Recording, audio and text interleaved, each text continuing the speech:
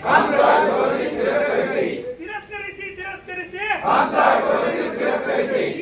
ಲಿಂಗಾಯತರಿಗೆ ಅನ್ಯಾಯ ಮಾಡಿರುವ ಕಾಂತರಾಜ್ ವರದಿಗೆ, ವೀರಶೈವ ಲಿಂಗಾಯತರ ಅಂಕಿ ಸಂಖ್ಯೆ ಕಡಿಮೆ ಮಾಡಿರುವ ಕಾಂತರಾಜ್ ವರದಿಗೆ, ವೀರಶೈವ ಲಿಂಗಾಯತರ ಕಡೆಗಣಿಸಿ ವರದಿ ತಂದಿರುವ ರಾಜ್ಯ ಸರ್ಕಾರಕ್ಕೆ.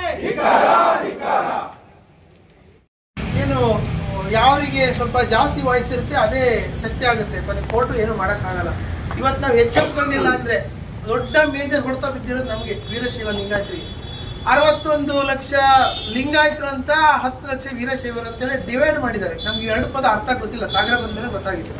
61 ಲಕ್ಷ ಜನಸಂಖ್ಯೆಯನ್ನ ಸೀಮಿತಗೊಳಿಸಿ ನಂತರ ಮುಸ್ಲಿಮಾನರು 75 ಲಕ್ಷ ಮಾಡಿ, SC ST 1,20,20 ಲಕ್ಷ ಮಾಡಿ ಒಟ್ಟು ಒಂದು ರಿಪೋರ್ಟ್ ಅನ್ನ ತಯಾರಿಸಿದರೆ ಇದು ಸಂಪೂರ್ಣ ಆಗಿರ್ತಕ್ಕಂಥ ಸುಳ್ಳು ವರದಿ. ಒಂದು 2 ಉದಾಹರಣೆ ಕೊಡ್ತೀನಿ. ಯಾಕೆ ಹೇಳ್ತೀನಿ ಅಂದ್ರೆ 14 MP ಕಾನ್ಸ್ಟಿಟ್ಯೂನ್ಸಿಯಲ್ಲಿ 6 ಲಕ್ಷಕ್ಕೂ ಅಧಿಕ ಮತದಾರರು ಇನ್ನು ಮಕ್ಕಳಲ್ಲ ಮತದಾರರು ಈ ಒಂದು ಬಹುಸಂಖ್ಯಾತಿದ್ದಾರೆ. ಅಲ್ಲಿಗೆ ಸುಮಾರು 92 ಲಕ್ಷ ಮತದಾರರು 14 ಕಾನ್ಸ್ಟಿಟ್ಯೂನ್ಸಿ ಬರುತ್ತೆ. ಶಿವಮೊಗ್ಗ ಇವೆಲ್ಲ 6 ಲಕ್ಷಕ್ಕಿಂತ ಕಡಿಮೆ ಬರ್ತಕ್ಕಂಥ 4 ಲಕ್ಷ, ಹಾಸನ ಇವೆಲ್ಲ. ನಮ್ಮ ಜನಸಂಖ್ಯೆ ಅಂತಕ್ಕಂಥದ್ದು 1,20,00,000. ಆದರೆ 1,20,00,000ವನ್ನ ಕೇವಲ 50% 70 ಕೆಳಿಸಿ ನಮ್ಮ ಹಕ್ಕನ್ನು ಕಿತ್ಕೊಳ್ತಕ್ಕಂಥ ಒಂದು ವ್ಯವಸ್ಥಿತವಾಗಿರ್ತಕ್ಕಂಥ ವಿದ್ಯುರಿ.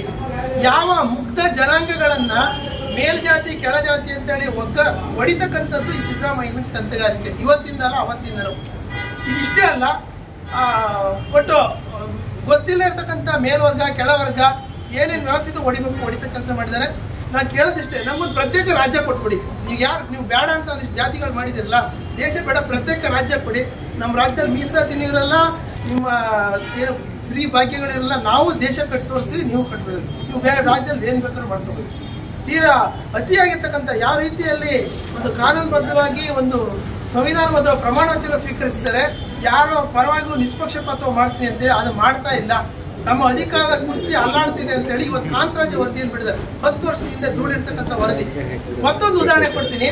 ಈ ಒಂದು 3-4 ತಾಲೂಕಲ್ಲಿ ಅಲ್ಲಿರ್ತಕ್ಕಂಥ ಒಬ್ಬ ಬೀರೂರು ಶಾಖೆಯ ವ್ಯವಸ್ಥಾಪಕ ಆಗಿರ್ತಕ್ಕಂಥ ಪಲ್ಲವಿಯವರ ಗಂಡ ಮಂಜುನಾಥ್ ಅನ್ನವರನ್ನ ನಿನ್ನೆ ಹತ್ಯೆ ಮಾಡಿರ್ತಕ್ಕಂಥದ್ದು ಒಂದು ದುರ್ದೈವ.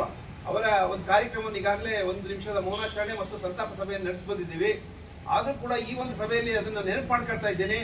ಇವತ್ತು ಹೆಸರಿನಲ್ಲಿ, ಧರ್ಮಗಳ ಹೆಸರಿನಲ್ಲಿ ಇವತ್ತು ಈ ದುಷ್ಕೃತ್ಯ ನಡೀತಾ ಇರ್ತಕ್ಕಂಥದ್ದು ನಿಜವಾಗೂ ನಾನು ಈ ವೀರಶೈವ ಮಹಾಸಭಾ ಸಭೆಯಲ್ಲಿ ಖಂಡಿಸ್ತಾ ಇದ್ದೇನೆ.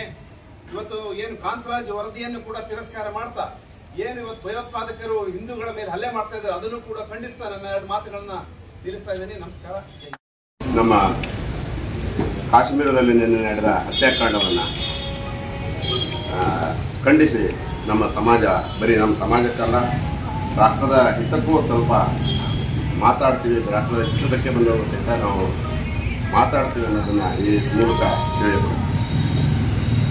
ಅವಕಾಶ ಕೊಡೋದಕ್ಕೆ